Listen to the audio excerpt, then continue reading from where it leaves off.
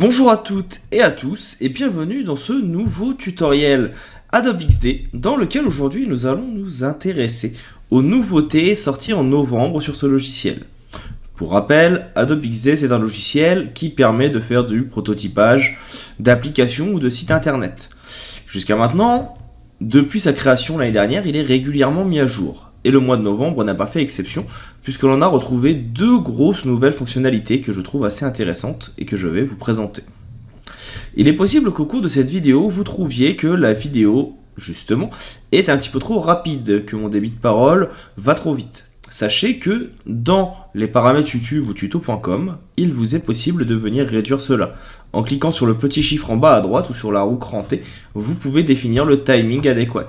Vous pouvez réduire la vidéo jusqu'à 2 fois ou l'accélérer jusqu'à 2 fois. J'espère que cette vidéo vous plaira et vous permettra de mieux comprendre ces petites nouveautés. On va maintenant commencer donc la présentation de celle-ci.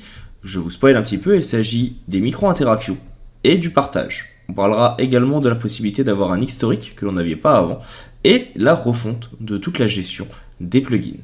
On attaque donc tout de suite cette vidéo. Attaquons donc la présentation des nouveautés. Vous allez voir qu'elles ne sont pas énormément nombreuses non plus, mais qu'elles sont très importantes. C'est quelque chose qui manquait à l'essence de Adobe XD et qui est maintenant disponible.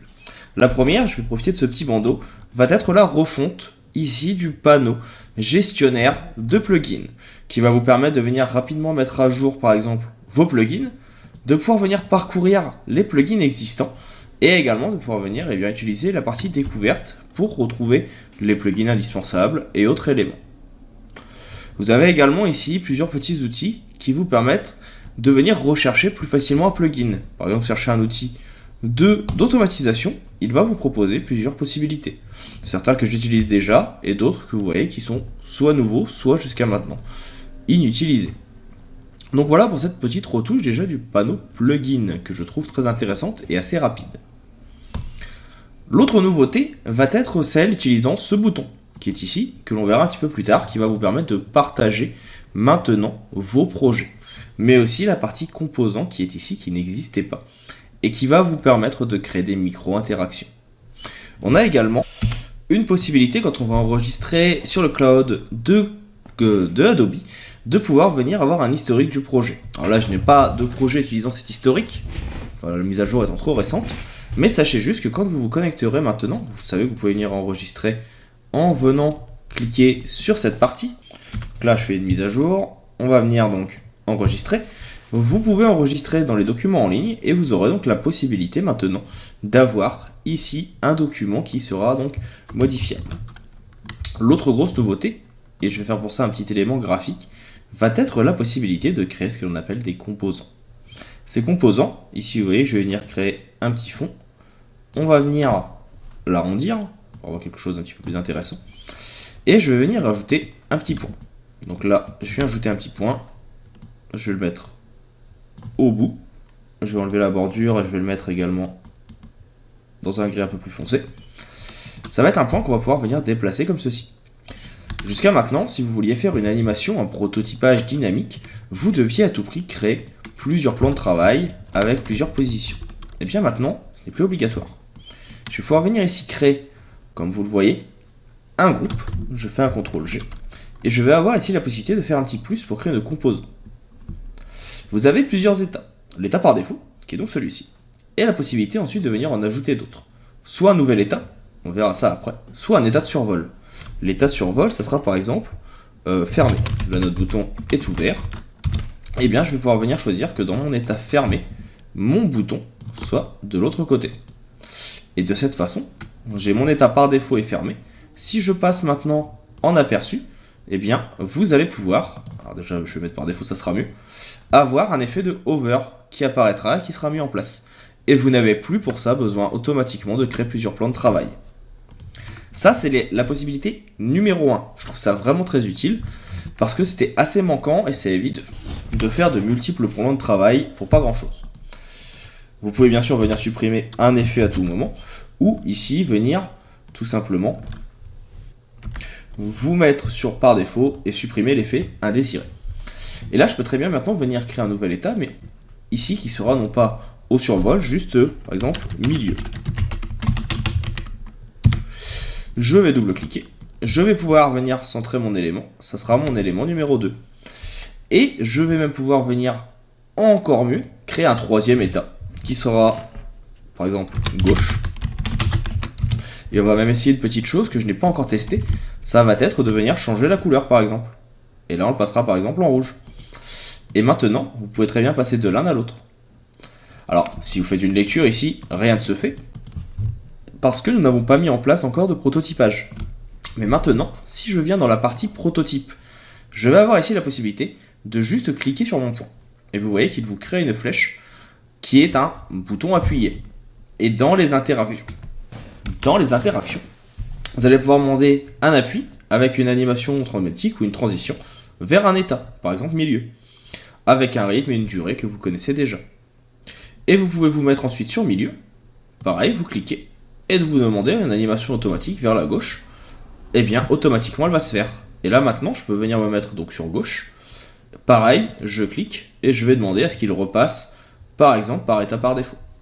Et si je clique, et bien à l'appui, je repasse sur état par défaut, et ici je vais avoir donc la possibilité de venir créer mon propre bouton avec plusieurs états. Ça aussi c'est quelque chose que je trouve assez intéressant. Autre possibilité qui n'existait pas jusqu'à maintenant, la possibilité de venir créer plusieurs ici états. Donc vous allez pouvoir venir par exemple en mettre un deuxième. Et ce deuxième, ça serait par exemple de venir le placer sur un autre élément. Ça serait également la possibilité de créer dans un document plusieurs incrustations, ce qui ne se faisait pas avant. On ne pouvait créer qu'une seule incrustation.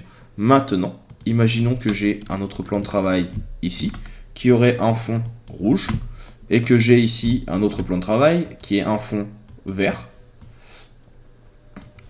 Je peux maintenant demander tout simplement, alors ici je vais enlever mes différents états, supprimer, supprimer, on va juste garder l'état par défaut, que quand je clique dessus, j'ai automatiquement, alors là, hop, petite erreur de ma part, j'ai oublié de rajouter le plan de travail, ça marche moins bien.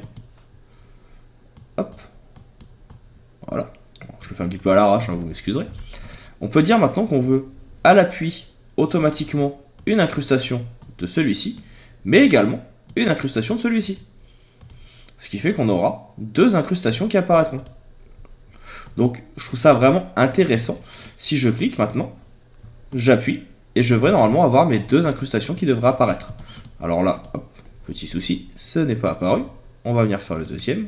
Voilà. Ici, incrustation également. On va le mettre en bas. Je fais lecture. Ah bah alors du coup il y a encore une petite chose à régler. Je pensais tester que ça marcherait. Un petit peu déçu, mais raté pour le coup. Donc normalement, on aurait dû pouvoir faire, je pense, ce type d'incrustation. Je retesterai, je reviendrai vers vous. Désolé de cette petite imperfection. J'avais essayé la dernière fois, j'avais pourtant persuadé que ça avait fonctionné. Bref, vous avez vu maintenant donc ces petites possibilités, le fait qu'il y ait le multiple lien. On a également donc ce bouton partager qui vient d'arriver. Et ce bouton partager, il va aller de pair ici avec la co-création. La co-création qui va vous permettre d'enregistrer votre document sur le drive. Donc là par exemple, je vais l'appeler enregistrer. Il me fait un enregistrement. Ça peut prendre plus ou moins de temps. Et ici, vous pouvez ajouter plusieurs personnes qui vont travailler ensemble sur un même projet. On voit que c'est encore en bêta, mais ça fonctionne déjà. Et de cette façon, eh bien, vous pouvez venir modifier. On pourra très bien avoir une personne qui s'occupera de travailler sur la page d'accueil et une autre sur la page contact ou autre. Et de cette façon, vous gagnerez pas mal de temps. Et également ici, donc dans le bouton partager, que l'on n'avait malheureusement pas jusqu'à maintenant, vous avez la possibilité de partager vos liens en venant ici les gérer. Vous n'avez plus besoin de cliquer sur le bouton qui était en haut, il y a l'onglet qui est défini pour ça.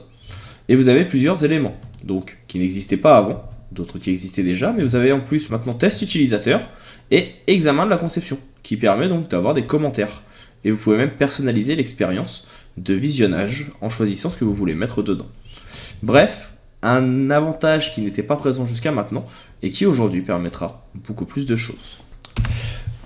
Donc voilà pour la découverte de ces nouveautés d'Adobe CC novembre 2019.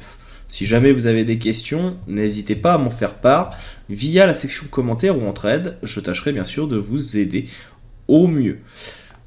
Il ne me reste maintenant plus qu'à vous dire à bientôt, à vous rappeler bien sûr de ne pas oublier, si vous avez aimé la vidéo, de vous abonner, de partager la vidéo, de commenter et à vous souhaiter une bonne continuation.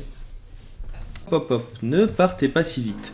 Vous avez aimé la vidéo, l'astuce que vous avez vue vous a plu et vous a permis de vous améliorer dans le logiciel que vous suivez, Photoshop, Illustrator, InDesign, Affinity Photo ou que sais-je encore.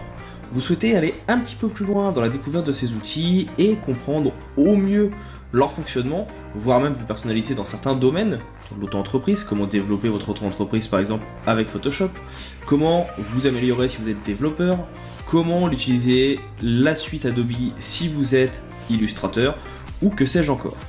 Sachez que je propose également des vidéos sur tuto.com que vous pouvez retrouver avec le lien présent dans la description. Vous y retrouverez l'intégralité des vidéos gratuites du site, de la chaîne YouTube, mais également l'intégralité de mon catalogue de formations payantes. Il arrive régulièrement que je propose sur la chaîne YouTube, mais aussi sur les réseaux sociaux, des codes promo pour les avoir à moins cher, donc n'hésitez pas à les suivre pour pouvoir rester à l'affût des dernières nouvelles. Je vous invite également, bien sûr, à laisser un commentaire, un petit like, à partager la vidéo autour de vous afin que la chaîne puisse grandir. N'hésitez pas à me dire ce que vous en avez pensé, c'est toujours avec plaisir que je lis les commentaires et que je réponds, même en cas de besoin. Je vous dis maintenant à bientôt pour d'autres tutoriels, pour d'autres ressources, pour d'autres outils liés au monde du graphisme ou du marketing. Je vous souhaite une bonne continuation et je vous dis à bientôt.